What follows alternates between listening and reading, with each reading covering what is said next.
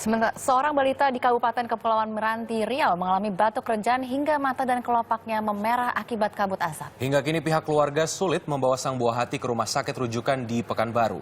Muhammad Isnaini merekamnya untuk Net Citizen Journalist. Dini Aira Syafana, bocah yang baru berusia 3 tahun ini harus merasakan berbagai jenis penyakit akibat terpapar kabut asap. Sakit yang diderita Dini berawal dari batuk yang disertai muntah-muntah selama 3 minggu.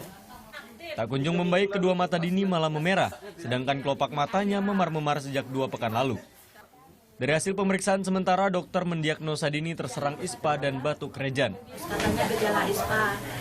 Sudah itu gejala ISPA, kok lama-lama anak ini seperti ini kan gitu. Jadi saya bawa ke rumah sakit.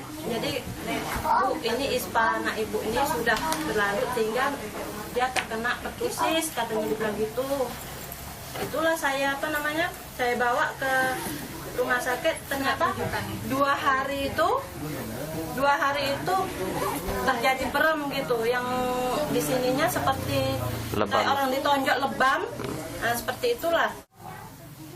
Pertusis atau batuk rejan biasanya dimulai dengan gejala ISPA.